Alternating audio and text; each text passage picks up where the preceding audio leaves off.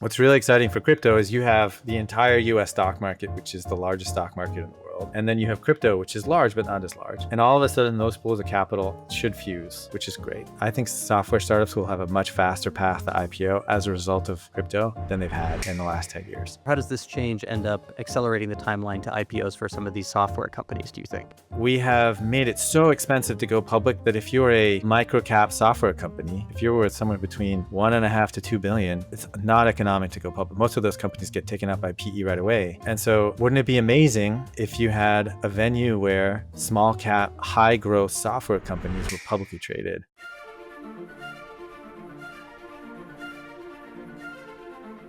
Hey, I'm Mario, and this is the Generalist Podcast. As the saying goes, the future's already here. It's just not evenly distributed. On this show, I sit down with the founders, investors, and thinkers who are living in the future to help you see it earlier, understand it better, and capitalize on it. Today, I'm speaking with Tomasz Tunguz, the founder and managing partner of Theory Ventures.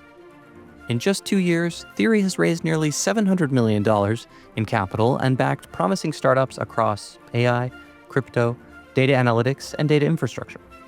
As Tomasz shared, his goal with Theory isn't just to build another venture firm, but something closer to an investing corporation. In our conversation, we discuss what it takes to build a modern venture firm, and how Theory is accelerating deal flow analysis and market mapping with AI. Ethereum's existential moment, how the blockchain risks losing its dominance the same way that AWS lost ground to Microsoft Azure as the result of AI. And the 100-agent future of work, why knowledge workers might soon manage an army of AI agents each. I walked away from this conversation with new ideas on how AI might reshape work, how crypto is changing IPOs, and why we're living through what Tomasz calls the decade of data. This is a new podcast, so if you like it, I hope you'll consider subscribing and joining us for some of the incredible episodes we have coming up. Now, here's my conversation with Tomasz. This episode is brought to you by Brex.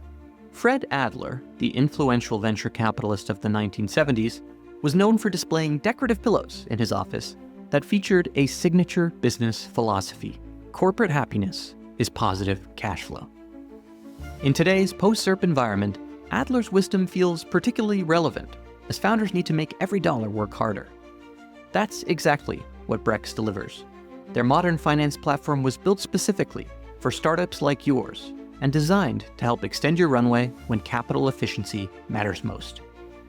With Brex, you get global corporate cards with up to 20x higher credit limits and no personal guarantee required. Their banking solution has no minimums and no transaction fees, while letting you earn high yield from day one with same-day liquidity.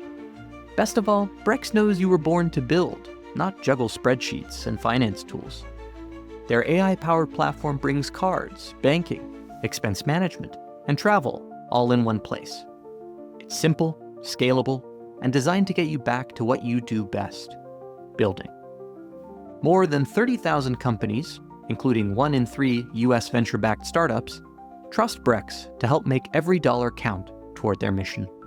Join them at brex.com/Mario. All right, Tomasz, it's so good to have you here. I've been an admirer of your writing and your public thinking basically since I first learned about what venture capital was, which is now almost a decade ago. And so, yeah, it's great to have you here. I'm super excited. And maybe we can begin with a little bit of an introduction to your career in venture. How did you end up here and running Theory Ventures? Yeah, I when I was 17, started a company with my dad. It got me into startups. I was fascinated that you could start a company. And then after college, I studied mechanical engineering and computer science. And then I went to work for a startup that was founded by 3 alums from my school that ultimately ended up going public, and was an early employee there and fell in love with it more, understood a bit more about it. Went to work at Google, built some large-scale machine learning systems with a phenomenal team for ad targeting, and then have been a venture capitalist ever since. And I remember I was walking along the Embarcadero, which is the part of San Francisco that butts the water, and I saw an angel investor talking to a founder outside at a restaurant. I was like, oh my gosh, I can't believe that's a career. I hope I get to do that one day. And I was very lucky that I had the opportunity to start and now have a firm of our own called Theory. And Theory, I think, is 2.5 years old. Is that about right? Exactly right. Yeah. Okay. And, one of the things that I really admire and find really interesting about your approach to investing is you both invest in data companies, but also take like a very data and thesis driven approach to venture, which especially, at the earlier stages isn't particularly common, especially not in the way that you guys do it. How did you sort of like land on that approach as being the right one for you and the place where you felt you had a real edge?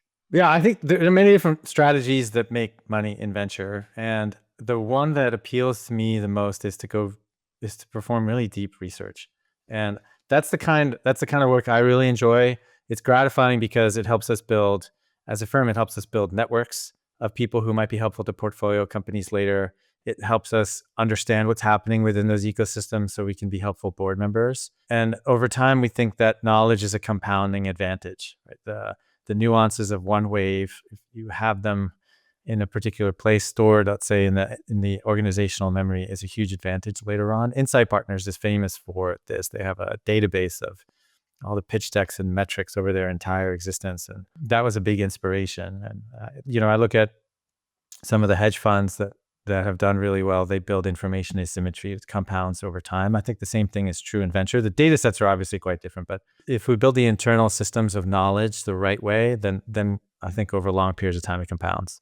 That's really interesting. I would say that, one of the maybe more common ways of thinking about venture would be that these asymmetries get sanded away super fast because things just get, competed away really, really quickly. What are the types of asymmetries that you see as actually being compounding or having the ability to compound for you guys? The real asymmetry is getting there earlier. Right? I mean, you have the venture capital asset class has grown from 8 to 250 billion in 15 years, let's say. And the amount of competition has increased dramatically. The number of different financial products that are offered to founders has grown.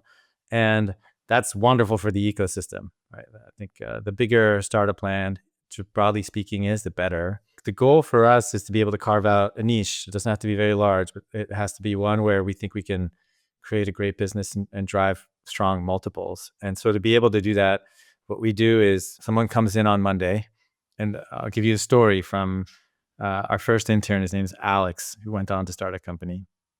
And Alex, a brilliant guy, walks in on Monday during the investment committee and comes in with a 10-page paper. And he says, I don't believe GPUs are the future of AI. It'll all be ASICs, application specific integrated circuits, which are chips that are designed to perform one operation like Bitcoin mining. But in this case, transformer architectures. Now there are startups that are doing that.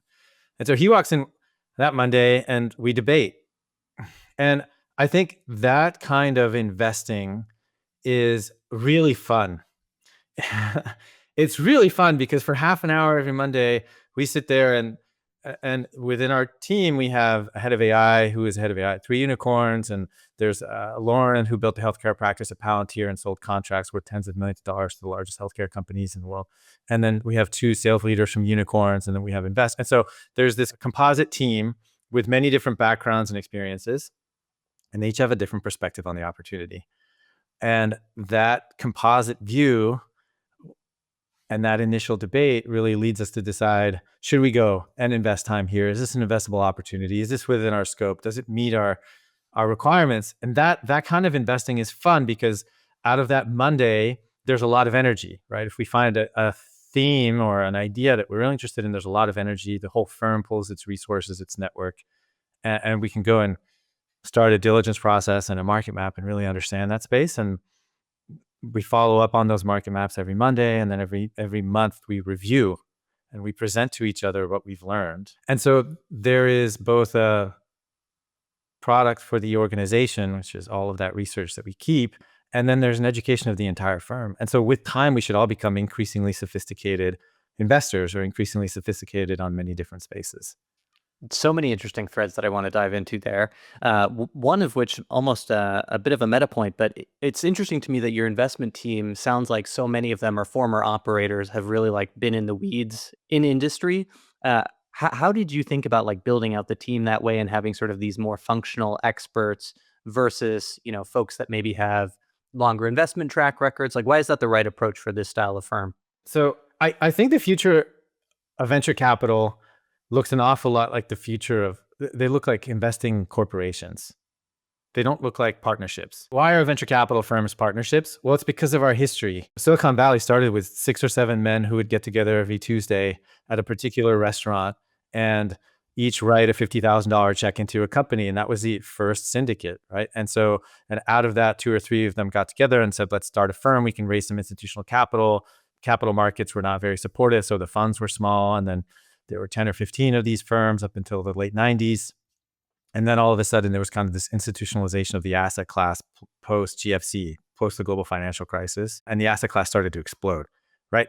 But we have kept this notion of a partnership, and there are many different reasons for that. But I think ultimately, we are off. If you look at like hedge funds, they're structured as investing corporations. If you look at private equity firms, they have investing teams and operations teams. And if you look at most major financial companies, they have different kind. There's a marketing team and there's a product team or technology team, and so we think that's the future. And in addition to that, it leads to better investment decisions because you have these different perspectives. Right? We want our sales leaders' perspective on how effective a founder is at selling. We want our head of AI and our technical team's perspective on the technical depth of a company, and we need those conversations and that understanding to happen very quickly. We can't have a lot of additional meetings. Ideally, we help the companies and give them guidance if we can, and we have a perspective on their market or their sales strategy, and it helps inform our investment decision. And so I think it just gives us a mosaic or a better triangulation of understanding a particular business or market. Super interesting. I'm also interested to dig in a little bit deeper onto this thesis development piece. It sounds like, on the one hand, you are constantly generating these theses as an organization and sort of having these Monday meetings and chasing down new leads, but also you've sort of organized the firm a bit around sort of a few mega theses that you're deciding to like really go deep on, sort of data, AI, crypto. You have much sharper lenses around those different things, but how did you sort of like land on those as, let's say the sort of super narratives that you're following? And how do you sort of like convince yourself that these are the places where we really have to go deep so you don't get stuck, chasing a dead end or chasing something that's so broad that you would really actually end up having no edge? All of them are underpinned by data. Right? Modern data stack, databases, visualization, that's data. AI, machine learning, all of that's data. And blockchains, well, that's just a different kind of database. Right? So they're just data systems broadly written, and they are sold to different buyers. That's really interesting. So then what is the deep interest in data systems there? Like why is that the thing that you're like, this is the big opportunity for us? Well, I love data. Yes. So Part of that's it is one. personal, right? Yeah. That's a prerequisite. So number one is I love data. I think the second thing they create really big companies. I mean, Databricks and Snowflake and the modern data stack are both decacorns. Maybe we'll see them becoming centacorns. Within the world of AI, right? You have Anthropic and OpenAI and many others that will be crowned decacorns. And then within the world of blockchains, I mean, you have Ethereum is worth 350 billion. Solana is worth 90 billion. So you have incredibly large outcomes. That's one. Two, there's a combination. So all of these markets have technical innovation, faster databases, in-memory databases, better forms of decentralization, new AI architectures. Will it be transformers? Will it be diffusion models? Are they state-space models?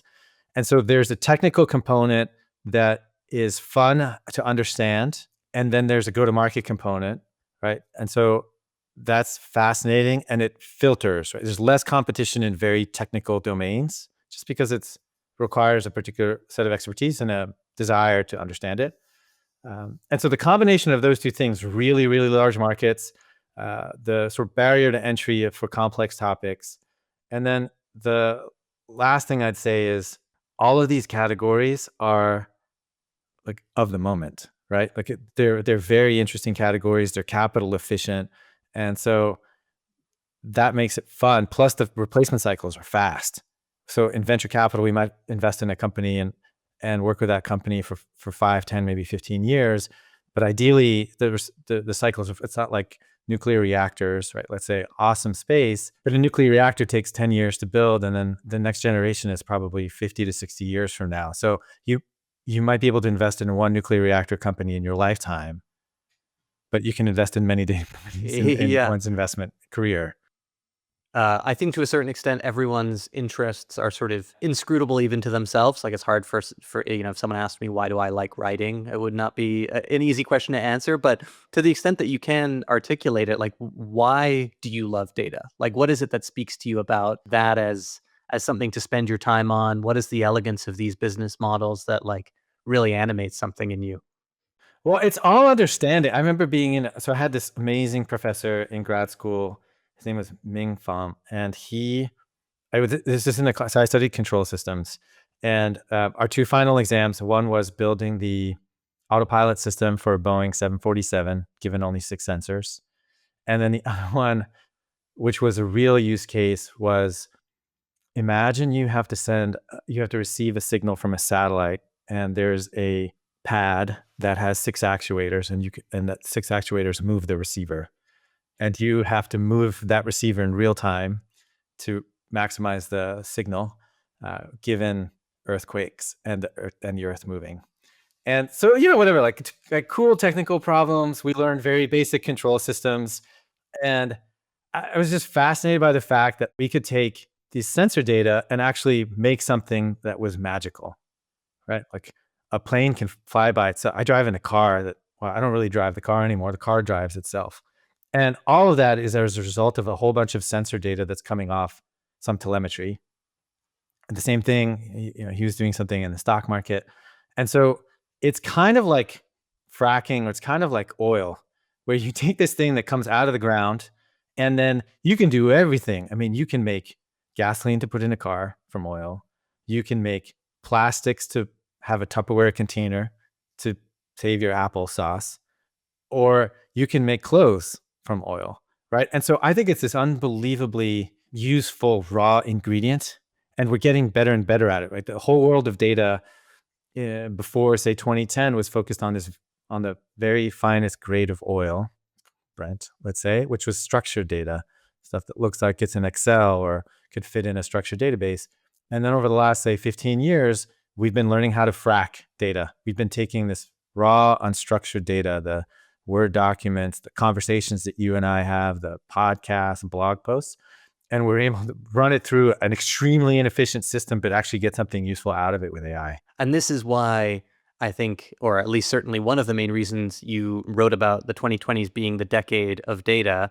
What are sort of some of the other things that like make you feel like we were really at a potential inflection point for this magical material? Well, I mean, just look at the CapEx spending of Facebook or Meta and Google, 250 to 300 billion in data center spend. And you read the public earnings of all of those companies, they're capacity constrained. There's way more demand for AI consumption than they can supply. Meta is building one that's larger than Manhattan. One of them that's slated to be produced will consume more electricity than the country of Ireland. Wow. And so Wow. when you get a sense of the scale of the computers, the data centers, but really computers that we're building, I was reading a research report. We think in 5 years, 15% of American electricity, which is growing, the demand, 15% will be used to feed data centers. That gives me goosebumps. I'm so excited because it just tells you how valuable all of these data pipelines are and the demand for those kinds of insights. Given, what you said about your intern, Alex, who was talking about, the things down to the chip level, do you look at companies like in the hardware stack and, down to the chip level? Like, is that something that you would theoretically invest in or no, too far afield? By exception, there's a very particular set of expertise that you need at the chip level. I mean, there's a whole field of EDA, which is like CAD drawings for these chips. There's the assembly of chips on one side and power management on the other. It's a fascinating domain. I think the hard part, there are a couple of challenges, at least for a fund of our relatively small scale. The first is the amount of capital required for a lot of these chip companies is pretty significant. The second is if they make a mistake on tape out, which is kind of the final rendition, it's extremely expensive. And then the third is the number of potential buyers is ultimately pretty limited. I mean, look at like the EDA market, the software market. There are 2 or 3 publicly traded companies. That Synopsys is one, Cadence is another, that could buy these kinds of companies. There will be breakouts, there is no doubt, but I think it's hard for us. And then the other dynamic there is you have all of the major hyperscalers investing in their own silicon. So you have Google with the TPUs, and that's not going away, and Amazon with the inference chips, and I forget the name of their training chips, and Microsoft has theirs, and I'm sure Meta has created open source architectures that they've released. So I think it's a big boys game. Yeah, hard to break in as an insurgent. On the crypto side, you've been interested in crypto for a long time, and you really are interested in it for the sort of core technology rather than a lot of the mania that surrounds it. A decade and a half in, depending on how you want to judge it. How do you think about the progress crypto has made as an industry? Like, where do you sort of see it in the cycle of development? I think it's broadly underappreciated, and it's been extraordinarily massive. I mean, you look at Bitcoin for a new generation is gold. It's the equivalent of gold. People trust it more. And that I think that's a pretty phenomenal statement to say we've had an asset that has existed for thousands of years in gold that people trust as an ultimate store of value. And now we have a digital equivalent. And I think it's, less than 50 basis points of global wealth is in Bitcoin, and most of the projections say it's going to 2 or 3. So that's pretty significant. I think the second thing that's really happened within the world of crypto that we're seeing now is the broad acceptance within the US of stable coins. Yeah, yeah. Absolutely I mean, by the end of the year, I bet most major large banks in the US have their own stable coin project, a pretty significant fraction, 5 to 10% of US dollars moving through systems will likely be through stables. And I think 2 years ago, that would have been unfathomable. Yeah, that seems like it's happened insanely fast. Like, I remember writing about it probably about 2 or 3 years ago at this point, and it still felt like there was a certain group of people in crypto for who it was so obvious that it was almost a boring thing to write, and then for a large swath of the world, like, still very, very strange and hard to wrap your head around. Right. Jamie Dimon said very famously, crypto is rat poison. And now JP Morgan has an internal blockchain where they move $1 to $10 billion a day on it for international settlement. So we've come a long way. And then I think the third trend that we're paying a lot of attention to is the tokenization of stock. So Robinhood is doing this and Coinbase is doing this. And I think there's two really interesting axes here. So typically when you buy stock, you buy it on the New York Stock Exchange or the NASDAQ. That's called a venue. And if you wanted to buy a token, let's say you wanted to buy Solana or Ethereum, you would buy it at another venue. You might buy it on Coinbase, which is a centralized exchange. You might buy it on a decentralized exchange like Uniswap.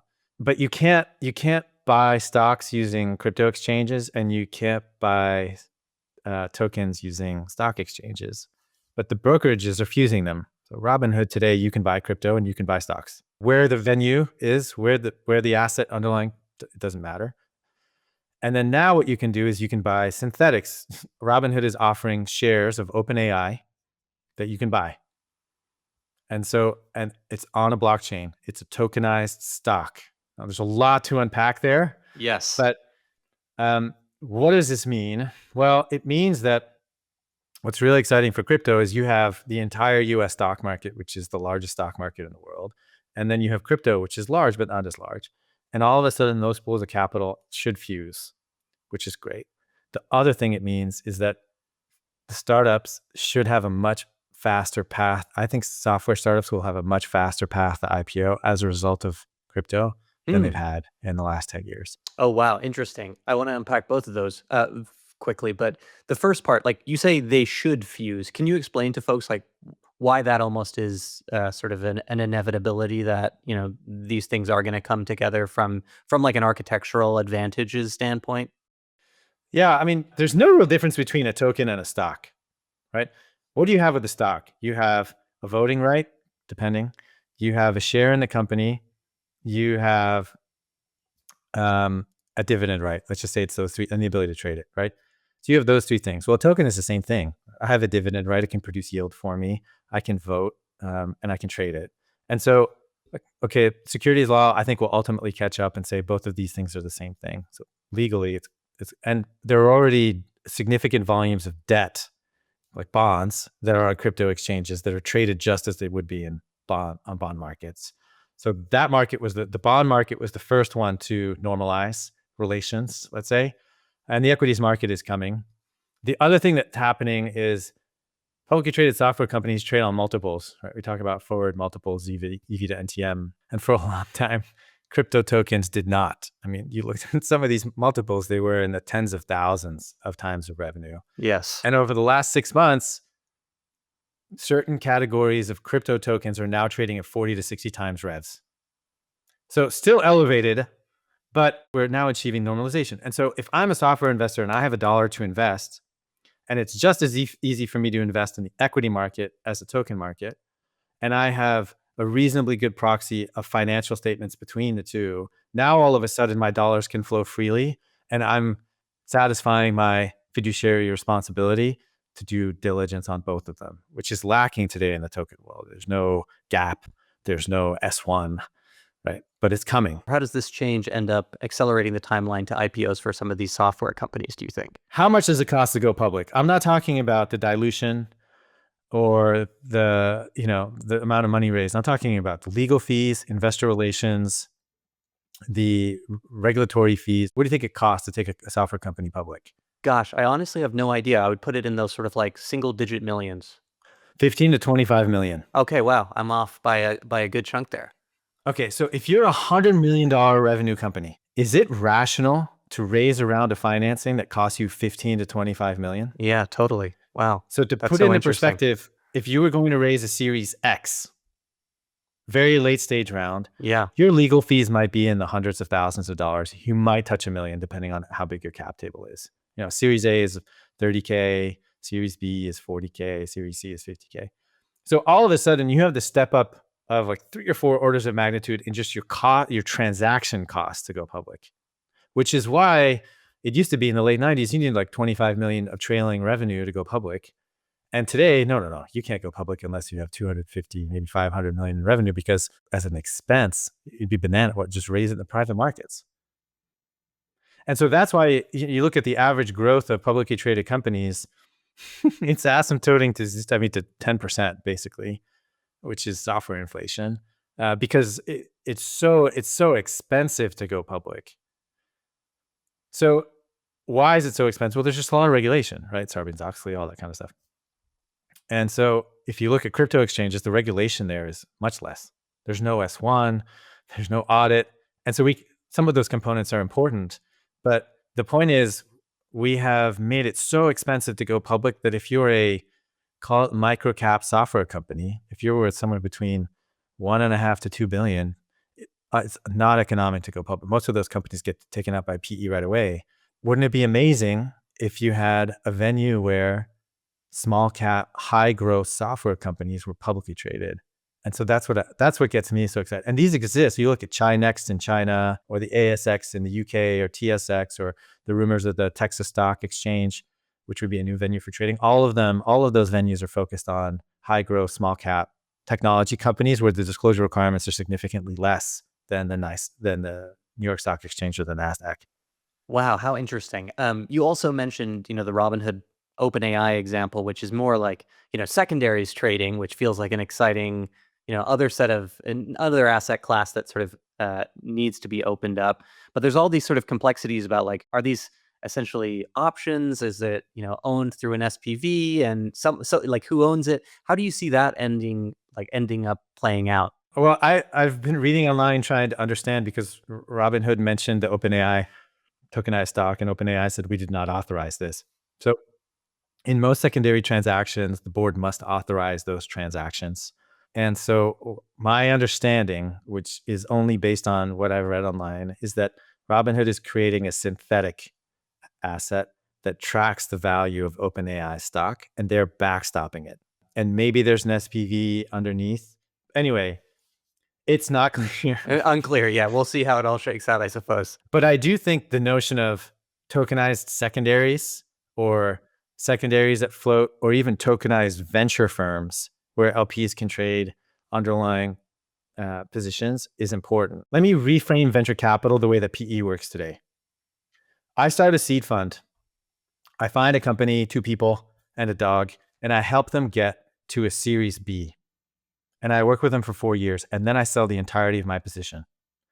And then a Series B specialist fund that is focused on scaling go-to-market buys that entire position and grows the company from $1 million in ARR to $25 million in ARR, and gets a benefit of both the revenue growth and the multiple expansion associated with the revenue growth, and then sells it to a Series E investor. And I'm just making things up. And that Series E investor is really good at preparing companies to go public. They have the right Rolodex of executives, they know the investment bankers, and they go from Series E to IPO. That's the way that a large part of the private equity market works. And there are a couple of benefits. The first is the time for investors to get their money back, the DPI, dollars to paid in, is much faster, which makes subsequent fundraising much faster. There's specialization on individual stages. And so the cycle of money basically just moves a whole lot faster. We're nowhere close to that, right? Yes. We talked about venture capital is a $250 billion asset class. In the last 3 years, the totality of all secondary funds is $6 billion. So it's, we're talking maybe a basis point. We're not there yet. But I wonder, one of the questions in my mind is, I wonder if we get to a place where seed funds are liquidating positions after 3 or 4 years. Series A funds are liquidating, maybe not the entirety, but some fraction thereof. This episode of the Generalist Podcast is brought to you by our very own Generalist Plus, the premium newsletter that's redefining how investors and builders navigate the technological frontier. Generalist Plus delivers a mini MBA to your inbox at just a teeny fraction of the cost, just $22 a month or $220 annually. So, what's included? 1, tactical interviews where elite founders and investors reveal their actual strategies and decision frameworks. 2, comprehensive guides that distill hundreds of hours of research into actionable insights on investing and company building. 3, an exclusive database of emerging startups poised for significant growth. And finally, complete access to our archive of meticulously crafted case studies. All of this comes wrapped in the distinctive storytelling and incisive analysis that readers have come to expect from the Generalist. We've designed Generalist Plus to level up your capabilities as an investor and operator through knowledge that matters, delivered with precision and depth. So join a community of strategic thinkers who are gaining an edge in understanding markets, technology, and business fundamentals by visiting thegeneralist.substack.com. That's thegeneralist.substack.com. We were talking about some of these crypto innovations, and I'm reminded of a piece I think you wrote in early 2024 where you talked about the most profitable software startup in the world is Ethereum. And I thought that was such a good framing and such an interesting way that you talked about it. It feels like it's been a really sort of tough cycle for Ethereum in general. There's lots of soul searching, lots of discussion about where things head. How have you sort of looked at that? How do you see its place in the ecosystem? I do think there's such a clear story around Bitcoin, as you said, and a clearer one around Solana. But are people too down on Ethereum? Like, how do you think about its potential today? Yeah, you had a brilliant point in there. You said is Ethereum soul searching. So just for the audience, Solana's nickname is Soul. There you go. That's right. Right. And so the major competitor to Ethereum is Solana.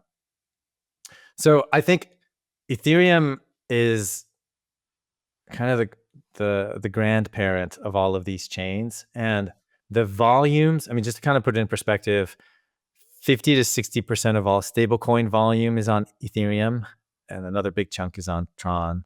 So it's really the vast majority part of the market. And then 60% plus of the decentralized finance or DeFi market is on Ethereum. So it's the big dog. And Ethereum, it plateaued, right? There was not a lot of innovation. They allowed other companies to innovate on top, which are called layer twos like Arbitrum and Optimism. And those L2s were solving performance challenges for the ecosystem.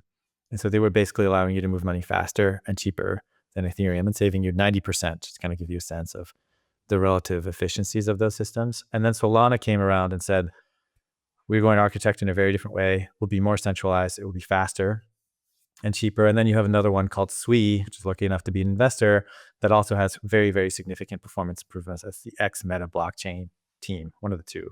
And so within the span of 3 years, you had 2 orders of magnitude improvement in blockchain performance relative to Ethereum.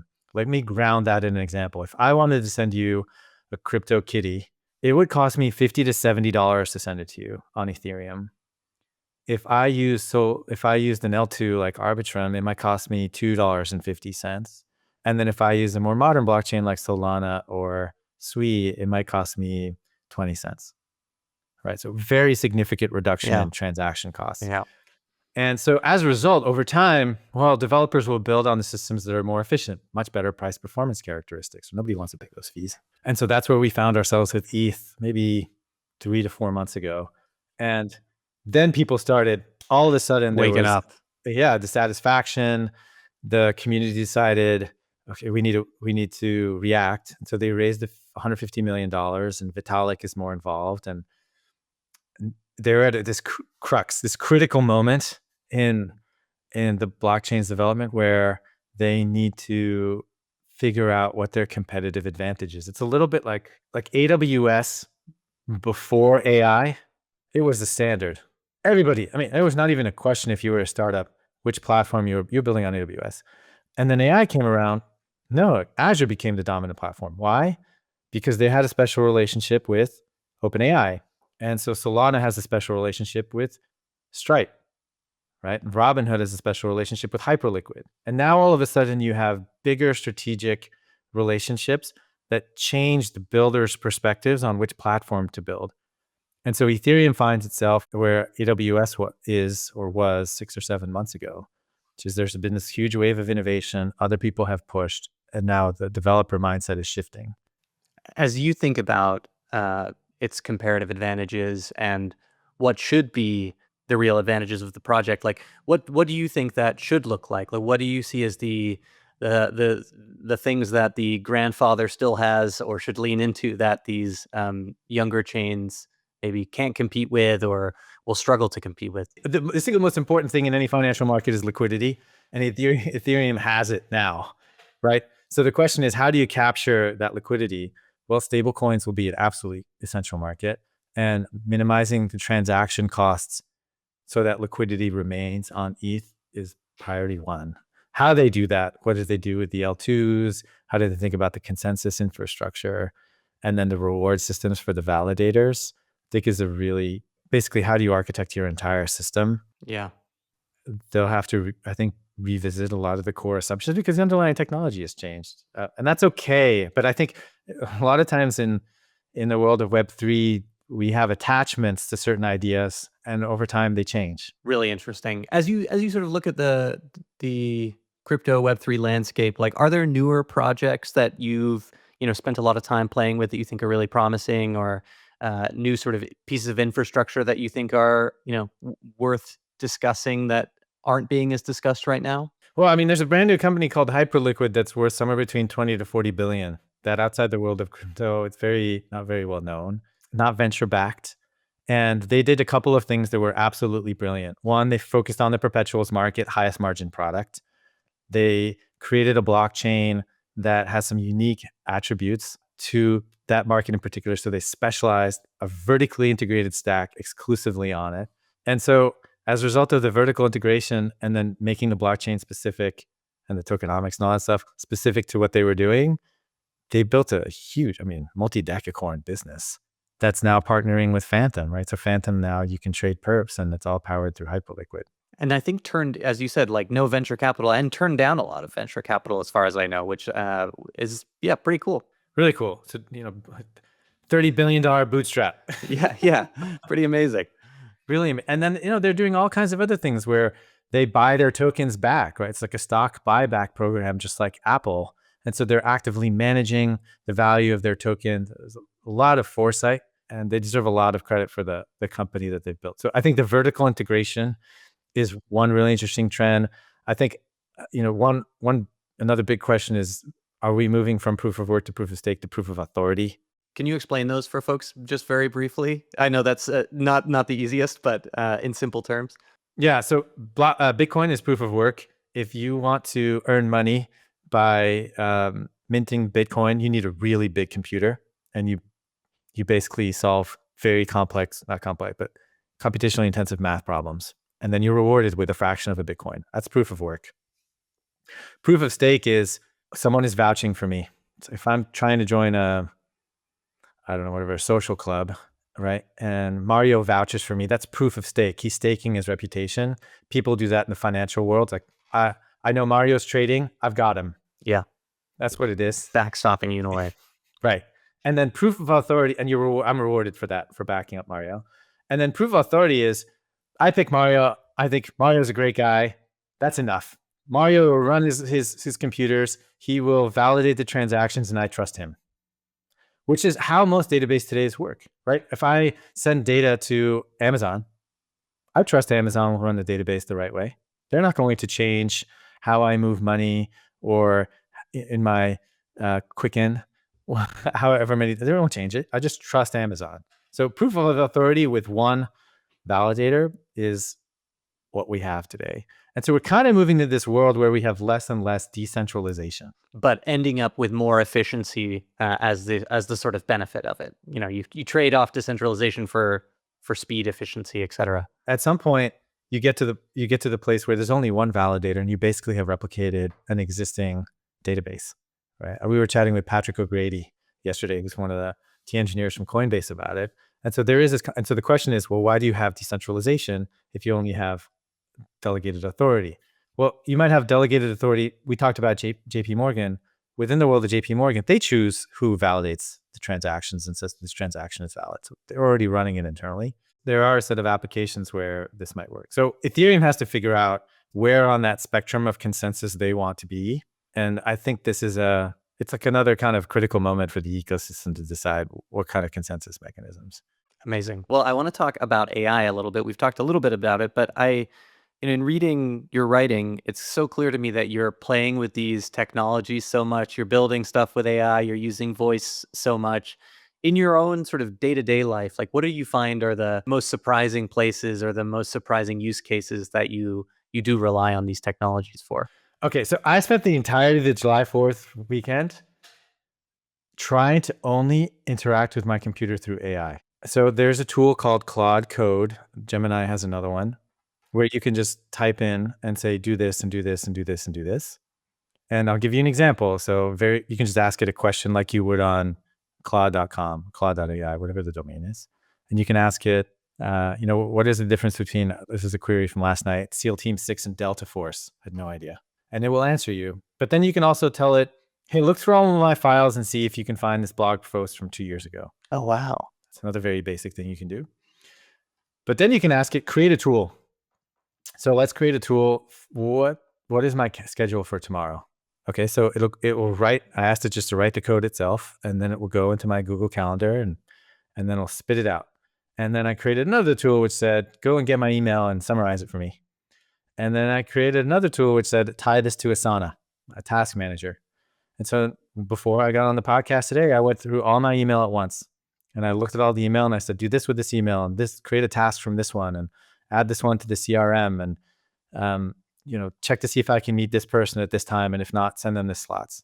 And I can do that all with one voice command. And so what I'm trying to understand is, what are the limits, right? If we were going to reimagine a computer that I was only speaking to that had access to all these different tools, where does it break down? It's so interesting because in some ways you've ended up going back to the start of computing in some way. Like you're back to almost a command line just with voice and one tab that's doing all these things for you. What are the limits that you've discovered a bit? There are a couple of limits. The first is I really want the computer to go off and do something and then come back when it's done. It's not very well handled today. You can use some more technical tools to do that. The second thing is it often makes mistakes. So I've given it a tool to send email. Well, sometimes it just decides to send an email, right? Or sometimes it just decides to archive an email. And so you have to instruct it in its memory to say, never send an email or archive an email without my permission. And so there's this, it's like training a brand new person. How do you work?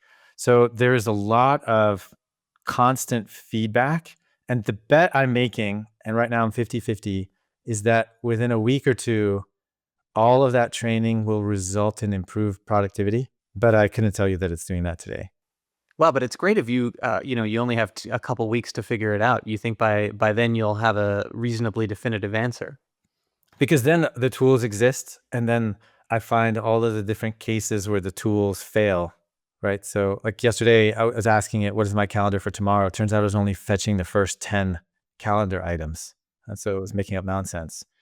right? And so anyway, there are all these corner cases. So maybe over time, and then I wonder if companies themselves will have these shared libraries where everyone is accessing the calendar through some. And this is actually what we're building inside of Theory. So Adam, our great software engineer, he released the library for the CRM yesterday that's available to AI.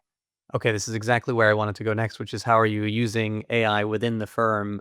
Because I know that you guys are, a very technical team and thinking about how to architect the firm in a way that, it involves a decent amount of engineering. The most important thing is that we understand these technologies at a very deep level and feel the same problems that builders feel. Because if we do that, I think we'll be better investors. The second thing is there's a lot of rote work that can be automated. And large language models are really great at this kind of unstructured automation. So, I mean, think about it just like a sales process. You have a lead, you want to process that lead and qualify that lead as quickly as possible. Go and find as much information about as possible, synthesize. We have an agent that builds market sizing analysis. We have an alpha of an agent that makes investment recommendations that I wouldn't trust. But we're starting to assemble all of those pieces, memo generation, deck extraction, those kinds of things. And reality is none of these technologies are flawless, and there are unbelievable improvements in productivity. As much as we look at startups and say, okay, the ARR per engineer should now go from about 150K to 500K. Well, the number of startups covered by a VC investor should go up by a similar percentage. There's no reason it shouldn't. So maybe we can cover three times as many spaces or 4 times as many spaces, and we should be able to do it with greater depth. Okay, what is the entire toolkit that's required to be able to do that? I enjoy creating, Claude projects for investments I'm considering and, forcing it, giving it inputs to say, try and analyze whether I should make a decision or not. I find it's really not very good at least mapping what my own judgment would be, but it's really interesting. And still, I find it quite productive almost as a conversation to have with, an intelligence of some kind. What do you find that's like for your sort of investment recommendation engine that you have or your agent? Like, what does it help you with? Yeah, I think summarization is really good. In a space where we don't know a lot, let's say all of a sudden we decide to invest in chips, it helps you get up to speed very fast, much faster than you could normally.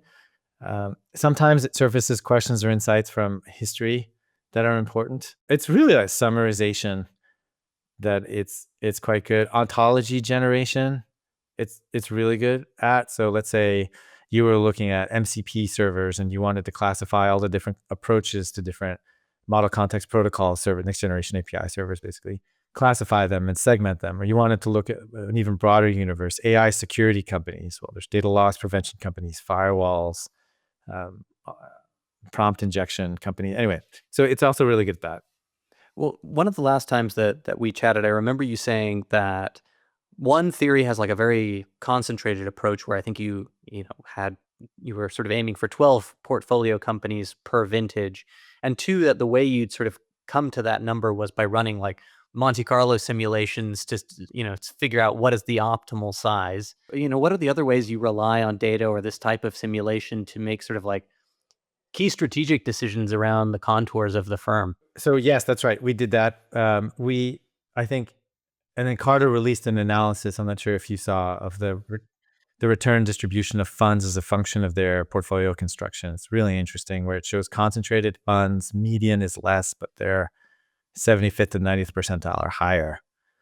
So it's a higher different kind of return profile.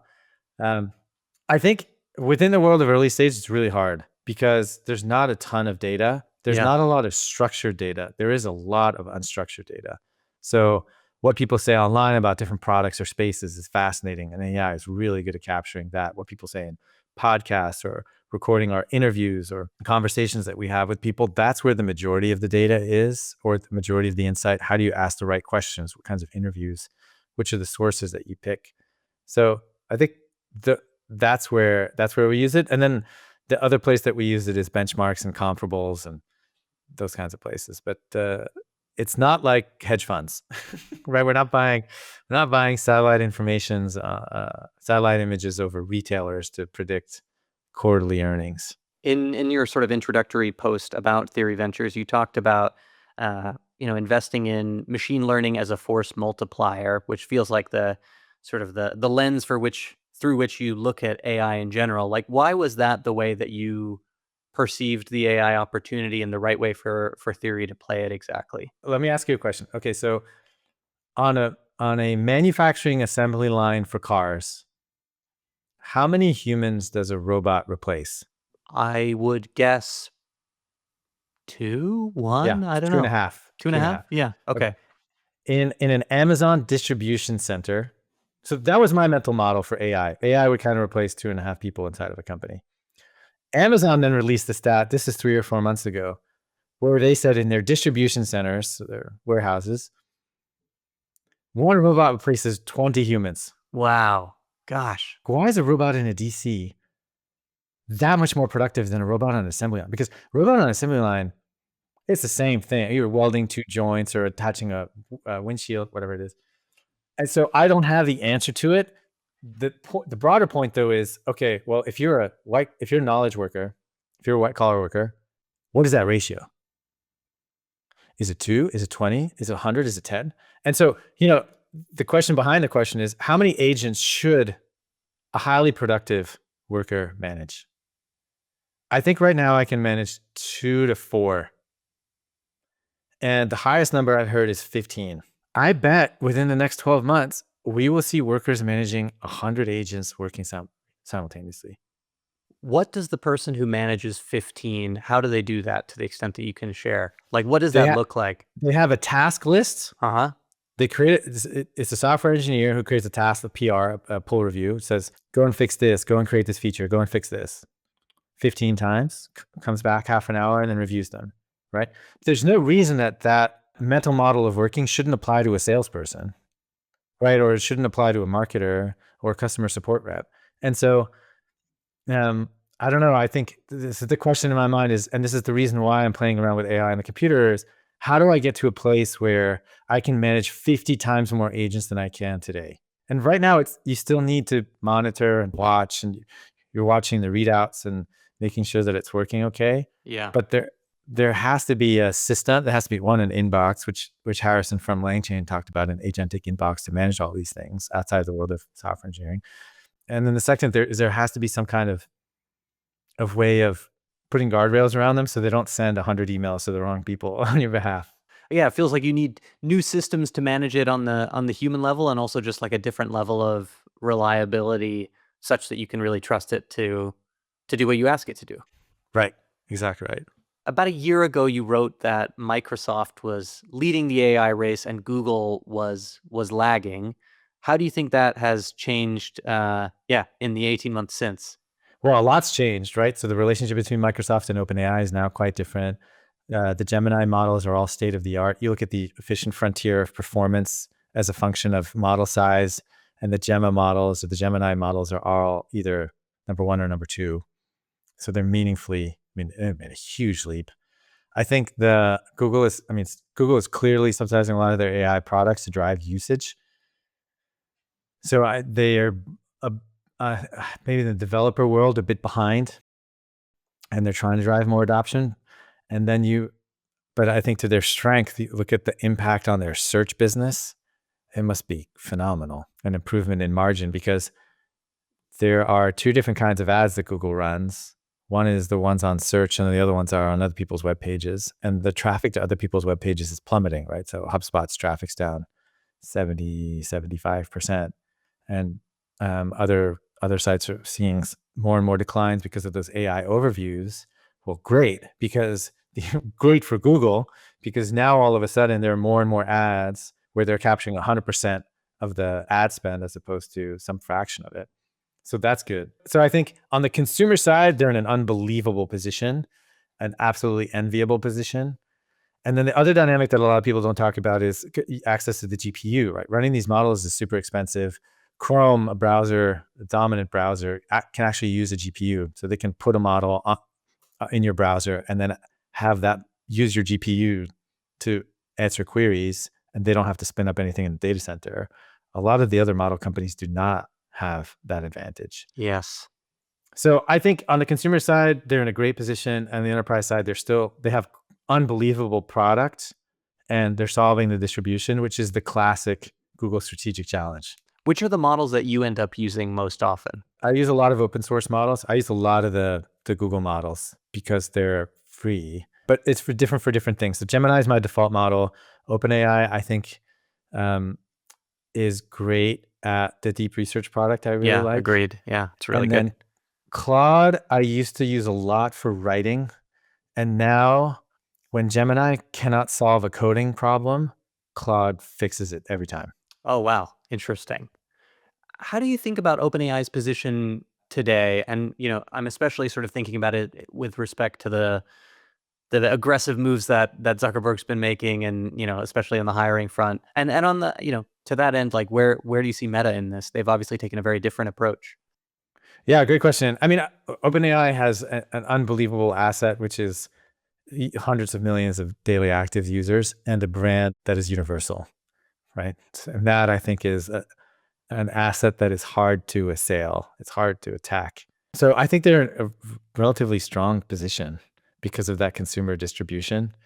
You look at, I mean, any company that reaches that level of scale is worth at least tens of billions, if not hundreds of billions, if not trillions, right? So Google got that to that level of scale. Meta got to that level of scale just on consumer distribution, and Snapchat got to some level of scale on that distribution. So all those companies are worth a lot. There's a long-term business model question there that they're working to solve, and I think their pricing power is underappreciated. We look at Cursor increasing their pricing. I think a lot of people, especially in the business world, will pay a lot of money for these tools because of the productivity gains. And so there's a pricing discovery opportunity that is there. But they used to have a $1 trillion market cap company in their corner. Now they don't, right? And they have Masa instead. And so they're figuring it out, right? They need to figure out who their allies are and what the long-term positioning is. But ultimately, the brand and the distribution is unbelievably valuable. And, by comparison, how do you think about these, aggressive Meta hiring moves and how it sort of positions itself? Because it's had to play a bit of catch up and is, doing more of the open source stuff, but obviously has so much of that distribution it can rely on. Okay, so the first thing I'd say is, how awesome is it that you have the CEO of a $2 trillion company being that aggressive? I know you do. I think it's the most, you do not see people play offense that hard, like that I can ever think of. Yeah. I mean, just overt frontal assault, right? And like, I'm coming. Yeah, you have to respect that. That is awesome because and then I was reading the announcement today with Zuckerberg where he invested $3.5 billion into the largest eyeglass maker, Luxottica. He bought 3 to 5% of the company because that's a new. And so I just love the aggression. I think it makes business fun to see people conduct business that way. Yeah, go that hard. Yeah, I think the Llama were the bleeding edge of open source models for a long time until Llama 4. I can't tell what happened there. Yeah. But I used to use a lot of open source Llama models, and now I don't anymore. It's a Gemma model, and so I think there's some catch up to do there. But given the amount of talent influx into Meta, I think give them 6 to 12 months, and I think we'll see some pretty spectacular results. Amazing. Well, we always like to sort of wrap up episodes with a few more philosophical questions. So I think these will be fun. If you had unlimited resources and no operational constraints, what experiment would you like to run? I would build a computer that was entirely AI. Like a PC? Yeah, the only thing you could do is talk to it. I think that'd be a lot of fun. That would be a lot of fun. Would you have a screen at all for output? I think you need a screen sometimes, but not all the time. So I would optimize it for voice. And then when you need to see an image, maybe you have like her, right? Like he pulls out a little screen from his pocket to look at a photo, but then he puts it back and it's all voice. And I remember meeting this brilliant founder from MIT who was designing a human computer interaction system for disabled people using their tongue. So he gave you a retainer that would go on the top, and then you would manipulate the mouse by using the tip of your tongue against it. And I think we need to reinvent. That was just an inspiration for a completely new form of human computer interaction. I think there's an opportunity to completely transform human-computer interaction again. And so I think it'd be a lot of fun to embark on that journey and figure out what breaks, where the sharp edge is. Yeah, I 100% agree. Have you played with any of the sort of, I don't know, new AI hardware consumery products like, I'm thinking Rabbit or Humane, back in the day and stuff like that? Yeah, I mean, they're all steps forward, right? It's like the Magic Link before the iPad. And Yeah. I think glasses are probably the new form factor. And I'm really excited about the Meta Orion glasses with a little projector and the fact that they listen all the time and the AI is there and it doesn't look like a phone. But the reason I brought up the story about the MIT founder is he says, I want to make sure that people spend just as much time with computers, but less time on screens. Hmm. Hmm. Yeah, that's also, using the sort of tongue movements. You can even imagine that for people who don't have disabilities, like, there will need to be some sort of sub-vocal version of these discussions if these become our dominant computers, right? Whispering or whatever it is. Another friend of mine said, he had this really great prompt. It was Nikunj Kotar. He said, Yeah. do you believe you're biotic? And I said, no. And he said, well, when was the last time you forgot your phone anywhere? You already have a computer attached to you. Yeah, totally. So we're close. Yeah, yeah, absolutely. What's a tradition or practice from either another culture or time period that you think we should more widely adopt? I was listening to a YouTube video of a Shaolin master, and it's been banging around in my head since then. He said, when you eat, you eat. When you work, you work. When you sleep, you sleep. And so that single focus, I Yeah. think, is harder and harder. But I think it's really important. So I would love to see us do more of that, but it's hard. Yeah, that level of presence is something to aspire to for sure. Okay, sort of last question. If you had the power to assign a book to everyone on earth to read and understand, what book would you choose? One of the most formational books in my life is this book called Narcissus and Goldmund. And it's written by a German guy or Austrian guy named Hermann Hesse. And he was an European who brought Eastern philosophy to the West. And the book, Narcissus and Goldmund, is a story of two boys who meet in a monastery in the Middle Ages. And they go through very different lives. And then they meet on the deathbed of one of them. And they reflect. And I don't, there was an amazing lesson in there. I read it. My aunt gave it to me when I was 14 or 15. I have never forgotten that book. And there's an amazing lesson in there, which is there are 1,000 different ways to live your life. And at the end, you kind of meet the people, you meet again and you realize like you kind of get to the same place. And so it's all about choosing that path. Just be very deliberate about the path that you choose. And so that was just because one of them is an ascetic. He abstains from everything. And the other is a bon vivant. He lives life to the max. And they end up in the same place. I mean, for that moment in time, but I would highly recommend that book. I'd never heard of it. I've read some of Herman Hesse's other books, but not that one. So that's an awesome recommendation. Thank you so much for doing this, Tomasz. It's been amazing to chat, and I'm so grateful for you sharing all of your knowledge with me. Oh, pleasure was mine, Mario. Thanks for having me on the show. That's it. Thank you for listening to this episode of the Generalist Podcast. Please subscribe on Apple Podcasts, Spotify, or your preferred podcast app. Ratings and reviews help others discover these discussions, so if you enjoyed the conversation, I'd be grateful if you could take a moment to leave one. For all past episodes and more, visit us at thegeneralist.substack.com. See you next time as we continue to explore the future.